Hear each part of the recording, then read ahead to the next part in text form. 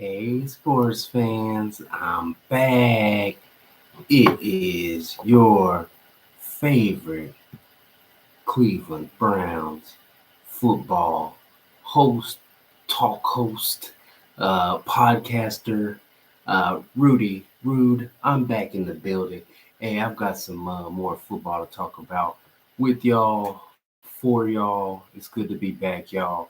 We're going to call this the defensive episode, the fourth in this series of Browns only. So I did want to start off with a couple of things, man. It's good to see you guys too, man. I missed you guys. Oh, all right. So, hey, I'm only gonna go about 30 minutes here, but we're coming off the Super Bowl. I covered it, a lot in the pregame show leading up to it. It was a great Super Bowl, right? We had some OT. I'm not gonna spend a lot of time talking about that at all, but Patrick Mahomes putting up numbers, putting up those digits, right? Um, Stacking up Super Bowls here at a young age. Guy's not even 30 yet. But I wanted to start off with I asked a trivia question last show where the Super Bowl footballs are made. And the answer is it's a town in Ohio called Ada, Ohio. Also, a correction from the last show, I believe, was David Njoku last season for the Browns did have 81 receptions. He is a monster at the tight end position, reminiscent of the greats like Ozzie Newsome and Tony Gonzalez. Shannon Sharp, is it too early? Hey, Njoku had a GOAT year last year. Let's start there. But this episode, I'm going to focus on the Browns defense, just go through some personnel. Also, I'm going to start off with some rumors. Right now, look at all those rumors. I can't take it no more. I talked about how it's not a lot of moves as far as personnel right now coming off the Super Bowl, but it's about to be that time in March. It's about to start. Free agency is right around the corner. The draft. I'll keep you updated with everything Browns as far as that with free agency and the draft. We're gonna touch on those things.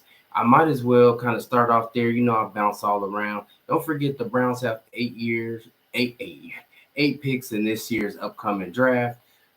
They have a third, two fifth malfunction, 2 5ths, 2 6, and 2 7. So that'll be something to look forward to at the end of April.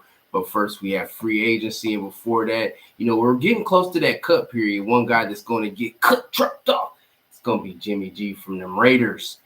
The Raiders, the Las Vegas Raiders. It's so close to say Oakland, every time, or LA, but no, the Las Vegas Raiders. I guess you could say they'll be looking for another quarterback. O'Connell was starting for them, but Jimmy G was their week one starter last year, but that wasn't. He dealt with a lot of shoulder injuries. Jimmy G was a shell of himself last year. I still think he has something to take as a backup, but I don't know that that's too Browns related. But a lot of speculation, the rumors out there. One thing the Browns are known to be in the market of, whether it is in free agent via trade or is in the draft, is a wide receiver. So I did want to run through a list of names of wide receivers that the Browns might target on the free agent market, or some guys would need to be acquired via trade if they are not cut, a la Mike Williams from the Chargers, who is a guy that the Browns have been linked to from the time that Watson and he played together in Clemson back in college. We also got another guy who's kind of like an honorable mention, but Hunter Renfro. He played with Watson and Clemson. T. Higgins, another Clemson guy. If I didn't mention him, Mike Evans will probably be the number one target. He will be costly in the free agent market. Michael Pittman, another guy who will probably cost a good bag, close to $20 million. And Cooper's getting paid that amount, not the pocket watch, but if we're talking numbers, that is around the salary, cap hit or number of Cooper. So I mean, when you look at some other receivers that will be available too, throw out a couple names like Calvin Ridley, Marquise Brown, Darnell Mooney, former Bears wide receiver, or Bears wide receiver Tyler Boyd from the Bengals, or KJ Osborne, the slot receiver from the Vikings. All potentially could be targets for the Browns in free agency. If Well, I was gonna say if some of the guys aren't cut like Mike Williams again, they will have to be traded for. Another couple names: Michael Gallup, Brandon Cooks from the Cowboys, and formerly the Texans as well, just like Watson, Russell Gage, and also Montez Valdez Scantling. So MVS and it's a lot of stuff to talk about with the Browns defense. I wanted to show y'all play. Let me just go dive straight into that. We'll see how this comes out, right? I wanted to show y'all play. It's from the first quarter of the Browns' victory over the Steelers in week 2. I'm going to see if I can show this play. We'll see how smooth this works. I didn't want to. I still haven't set up the flat screen. So what I'm going to do is I'm going to pull this laptop right here and just know that it was at 8:12 left. Let's see how close I can get to the screen. This is really this. What are we doing here? So it's 8:12 left. I don't think this is gonna work. Let's see if I can cue this. I don't think you can hear me anymore. But it's 8:12 left. It's not showing up good at all. Well, on this play, what happened was I thought it might come out a little bit better today, but it didn't. It was a great display here. They'll play the replay here. Maybe you can get a little glimmer of it. They'll play the replay of the interception. We'll catch some gleam there. The Browns are lined up in like a 4-2-5, and what it is Delpit's lined up in the slot, and the way that he falls out, and it's hard for me to do it in reverse. You can see the lines on it. He falls out again. Very hard for me to do it in reverse. Falls into his zone, and he just falls right into the throw of and playing the lane. I think you have 3 manned up in man, and then you have 2. I believe you have the 2 linebackers and the 2 safeties in zone there.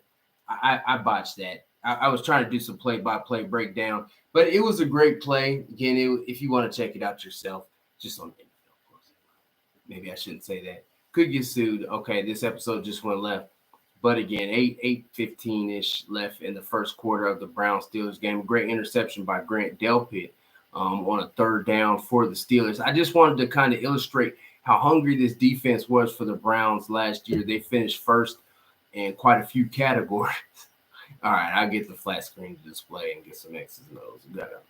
Gotta get the budget up of the show. Might as well shout out the sponsors right there, right? Before I slide into the defense, did want to shout out Big Roo Promotions and Entertainment, and also Before and After the Whistle, the sponsorship of the show right now. We're always looking to diversify, get into more things. But again, defense is, I would say, where I hung my hat. I wanted to talk about just a couple more other rumors out there were related to the quarterback position. One thing we know that the Bears, for example, got to do is they're going to have to move on likely from Justin Fields, right? Even though it's almost like too soon, right, to know if Justin Fields is he the guy for the Bears long term? I mean, we don't really know, right? But one thing is for sure is that the Browns, the Chicago Bears do have the number 1 overall pick in this year's draft. So another thing we know is that Caleb Williams, he won the Heisman, a couple years ago. You got the quarterback from LSU that just won the Heisman. You got Drake May, all the quarterbacks sitting there at the top of the draft, looking fresh and new, like this snapback. So the Bears got a decision to make, right? And most likely they're going to part ways with Justin Fields. I don't know how that ties into the Browns, but it may. You never know. It may, right? Everything is potentially has an effect on each other. Because remember, there's only 32 starting jobs. And I will tell you this, I do believe that Justin Fields is a top 32 quarterback in the league. I know the jury's still out on him, but the Bears are going to have to deal him. They have the number 1 overall pick, and they are not drafting the Brock Bauer, the tight end out of Georgia, as good as a player as he is. They're going for the gusto. Right? I mean, Hey, you might draft Marvin Harrison #1 overall. I am actually not mad at that because he's a talent. Marvin Harrison Jr. Wow. I mean, that guy is a monster at the receiver position. He's going to be great. I digress. We are talking about Browns. They will not be drafting Marvin Harrison Jr. How wonderful that will be. But we did touch on some free agent names. But I did want to transition seamlessly, flawlessly into the defense. First, last thing.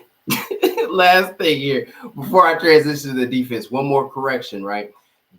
Dedrick Wills will, and he'll likely be. Excuse me. He'll likely be the left tackle, starting left tackle for the Browns this upcoming year because they picked up his 5th-year option. This is kind of a correction. I said they should go ahead and part ways with Dedrick Wills as cuts if free agency starts, but they did pick up his 5th-year option prior to last season. So this upcoming year will be, I was going to say his last year. He's under contract for this upcoming year for the 24th season for the Browns. So what they choose to do with that, that's them. I had to look up and see what that number is, but Wills is slotted in.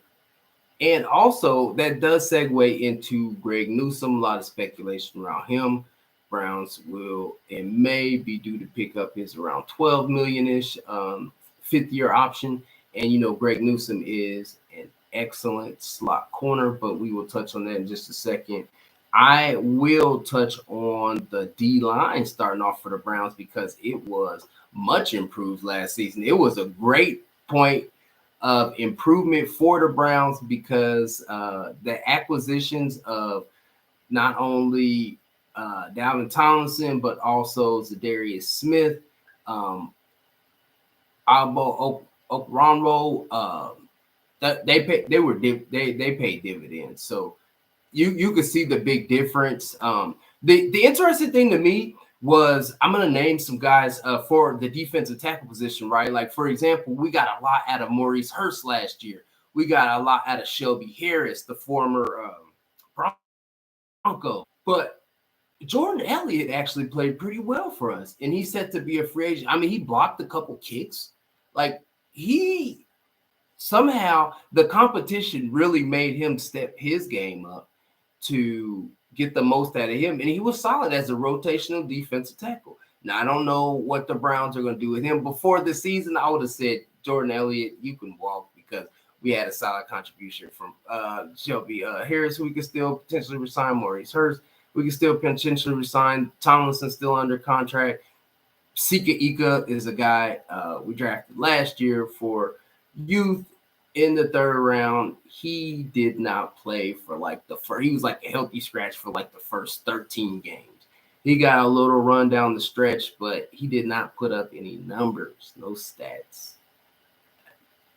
I don't have a lot to say about that other than the fact that, I mean, it's understandable if, for example, in the draft, the Browns do kind of try to pursue a defensive tackle or draft a defensive tackle or draft one or sign one in free agency. Excuse me. I don't know if there'd be a big trade market other than maybe like a late round pick for a defensive tackle, potential 3rd day pick type of thing for from another team. A guy that the Browns have been linked to for years, like a guy like a Grady Jarrett, right? But no, one of the big things here is that Shelby Harris, for example, he was here on a 1-year deal. Maurice Hurst, who both played well, were there on the 1-year deals.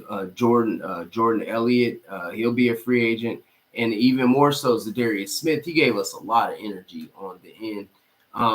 I mean, there's a couple guys you can't forget about. For example, Alex Wright, who we drafted a couple years ago. He played solid in spots this year. Did get a few sacks. Isaiah McGuire was a guy that we drafted last year as well on that D line as a defensive end. That he didn't play in every game, but as he got became active toward the end of the year, He played solid. He only played a couple games, so we don't know a lot there. But Alex Wright is a guy who could step in and potentially, hopefully, split time with Agbo Okonro, and those guys split time there. So whether they'll sign to Darius at a number like 5-6 million for his second year, that'll be very interesting. I have heard some names of some defensive ends that the Browns will be tied to, look to again pursue a free agency or potentially draft as well. But I don't feel that that's a big position of need, seeing that you do have Alex Wright and Isaiah McGuire as well. Still don't really know, but I mean he might provide some depth. But obviously, getting split time between Alex Wright and Okonro, I don't know that you want to go out and get like a veteran free agent. I do hope that they bring Zadarius Smith back. I thought that he fit well last year, opposite Miles, and kind of like a Jadeveon Clowney, like a continuous, 1 year. And I think in his first year, I think he just fit in perfectly with what Schwartz likes to do. And, him and Garrett made it really hard on opposing quarterbacks. So you could see that. And Dalvin Tomlinson, I think, made a huge difference. So when I talk about this defense and how they played last season and going forward, I can't not mention the Browns defense without, again, Dalvin Tomlinson, because I think he was the big difference. Now, Sika Equal, we'll see if he can develop. Jordan Elliott, we'll see if the Browns re-sign him. Again, it's probably still unlikely, even though I love the way he played last year. Like, I think he just needed people pushing him. So it'll be interesting to see what the Browns do with the defensive tackle position. Again, Hurst, see if he can get re-signed. Same thing with Harris, so that we can have some depth there at the position. Also, the linebacker position, that's the position really where I think that where we get. JOK had a monster year last year. What, he had like 20 tackles for loss. I mean, can we just give that man his flowers? JOK, Jeremiah Owusu-Karamoah had a monster year. Like, he was getting in the backfield, penetration, causing negative plays every time the defense is out there. Just like the three corners I want to talk about, three-headed monster, we got the secondary. But the problem is with JOK, there's no problem with JOK. But after him at the linebacker position, like, we have no one. Like, I hate to even say it like that, but that's what it is, because Taki is a free agent. The Browns definitely need to go ahead and sign Sione Taki, re-sign him. Anthony Walker, I mean, not as much. He's kind of banged up, right? He's the captain of our defense, but do we have to re-sign him? This is the position that the Browns really need to target, and I think more so in the draft than in free agency. A guy like Jacob Phillips has been banged up and not available. There's some other linebackers that we drafted in the past for depth in the past few years, haven't quite worked out. Again, just like Jacob Phillips, problem staying healthy and on the field and available. But when I go through and I look at it, we just do not have any depth at linebacker. Mohamed Diabate was a guy I like that we signed as an undrafted free agent. However, I mean, after that, there's just really not any depth there. We had a special teamer, a couple of them, like Jordan Kunasik there at the position. I believe he's a free agent as well. So, again, we'll see if any of these guys come back. But Taki, I think, is the guy they really need to retain in the position. Tony Fields, I'm not sure about his status. I mean, and again, another guy just like Jacob Phillips, it doesn't seem like he really does enough when he's on the field or stays healthy, more of like a special team depth guy. I mean, it's good that he's around, but he's not a, really a potential starter as I see it. Just, good depth guy, providing some good, again, depth in case of injury and also contributions on special teams. Another, I believe they had Mike Adams there, not to be confused with Mike Ford, who in the secondary for the Browns. That's where I wanted to finish off as far as for the defense. The Browns secondary, as you know, if you guys are avid hardcore Browns fans like myself, The Browns secondary is some straight up dogs, as you know. It's potentially the best in the league. It's a roof dog check type of thing. It's not the elf. It's not Brownie the elf. It is a. I will bark on this mic, but I'm not. I'm not. It would sound distorted. I'm not doing that. And I was also gonna play. I was gonna play a little excerpt of some music for you. Um, Being that I am a former cornerback, I will go ahead and do that and play the little excerpt of the music because that play that I tried to cue up earlier, that didn't work good. We'll see if this prop goes any better.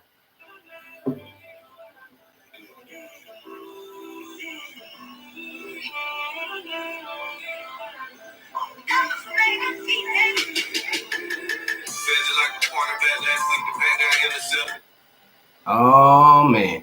So yes, absolutely. The Browns secondary was not only feeding off the interception with Martin Emerson. I believe he had 4 interceptions last year, which led the team. I might have to go back and check that.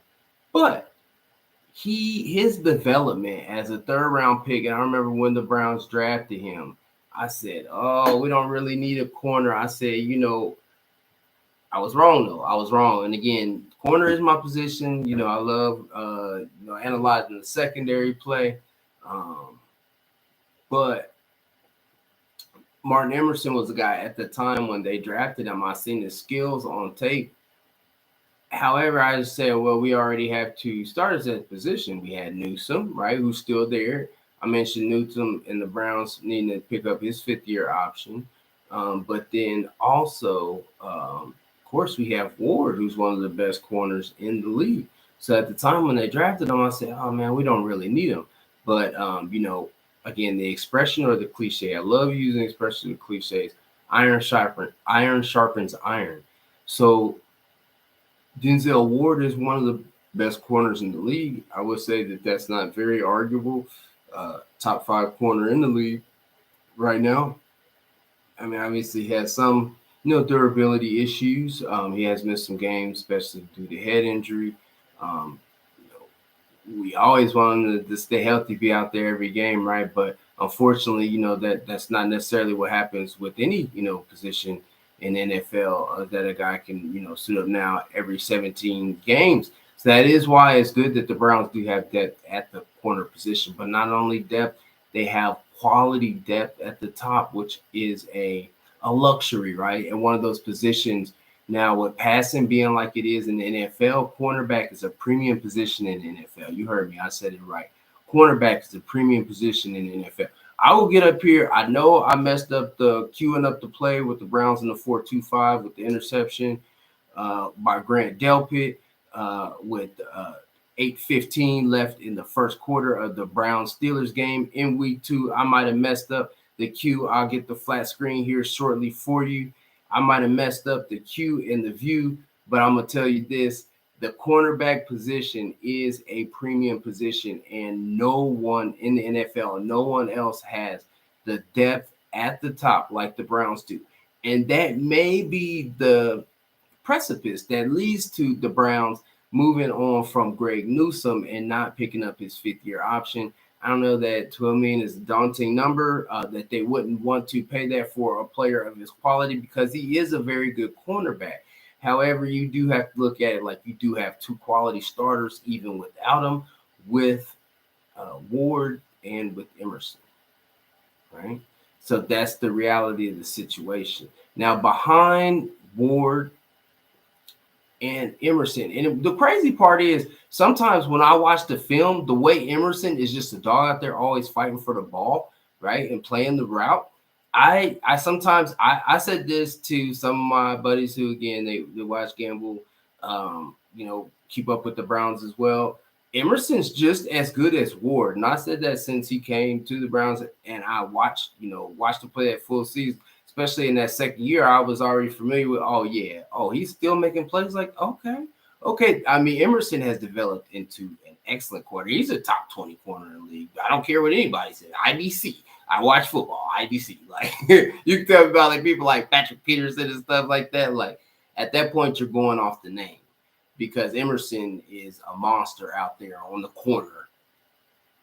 Like, I don't even know how to, man, he's a monster out there on the corner, like Frank Lucas. I don't know. I'm just trying to throw some back. But anyway, back to our regularly scheduled program. Cameron Mitchell is the fourth corner in this scenario, right? For the Browns. So again, very adequate depth, but not just adequate, excellent. Cameron Mitchell was a draft pick of the Browns last season out of Northwestern, and he had a very good rookie year. Mike Ford provided some depth for us. Now, Mike Ford, he was kind of spotty. He's more of a special teamer, but actually, I think for a guy who was signed primarily for special teams, when called on due to injury, he played pretty decent, I thought. But you could disagree.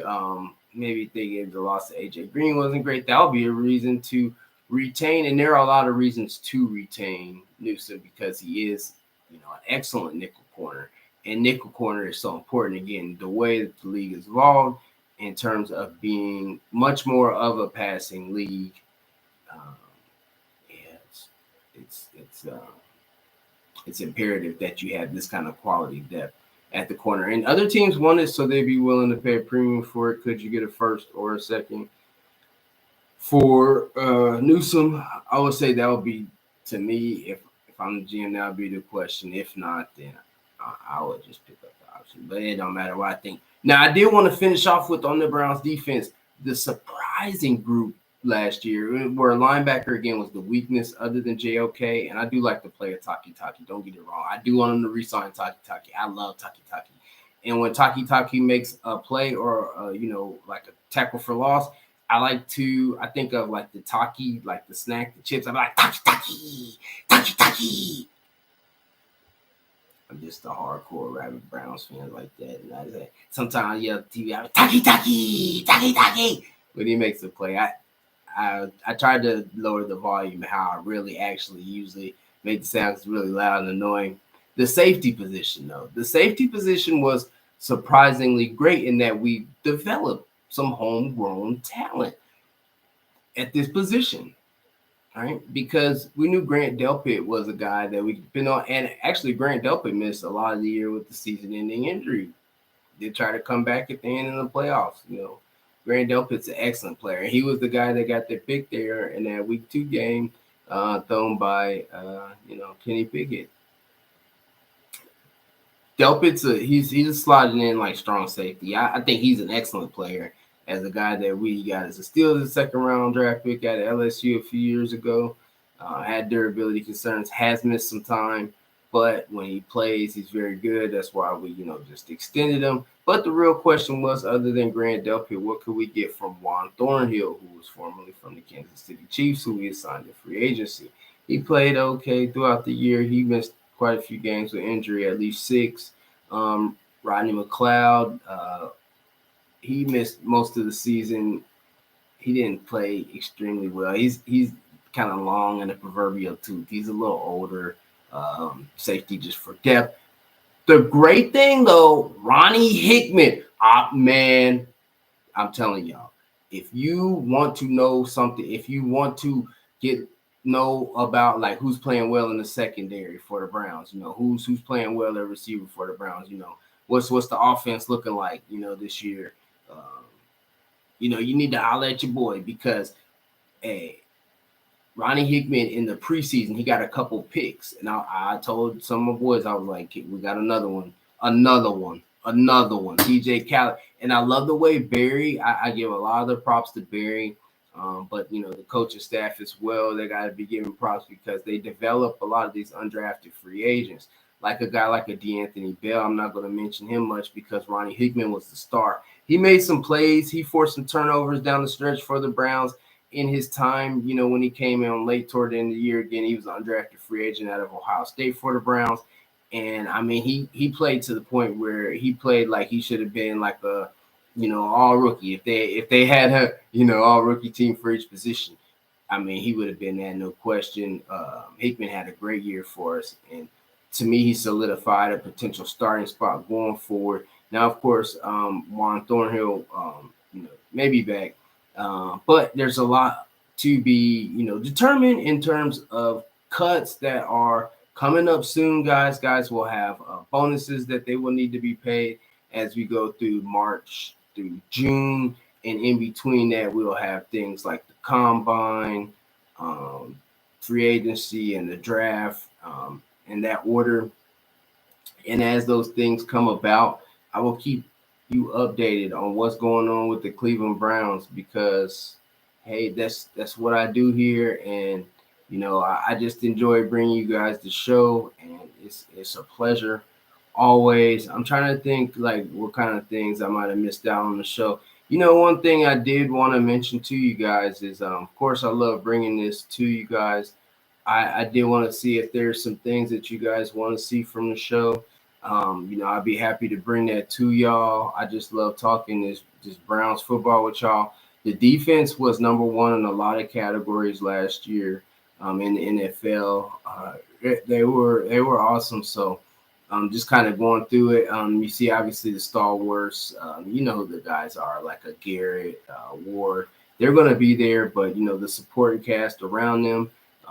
Those are the guys that really I probably mentioned as much as anything on the show because again, a lot of new names, a lot of new faces. Try to keep up with them all, and that's what I enjoy. And then relaying that information to you guys. Like you won't hear a lot about Ronnie Hickman on other shows, but dude straight balled out last year for us. I'm telling you, he's going to be a monster at the safety position. And the Browns found a gem, and that's why Andrew Berry is such a genius. I kind of mentioned it. I wanted to talk about because mainly I just wanted to dispel one rumor that I heard out there this week. There was one national broadcaster that proposed a trade that involved Daniel Jones from the New York Giants with Deshaun Watson.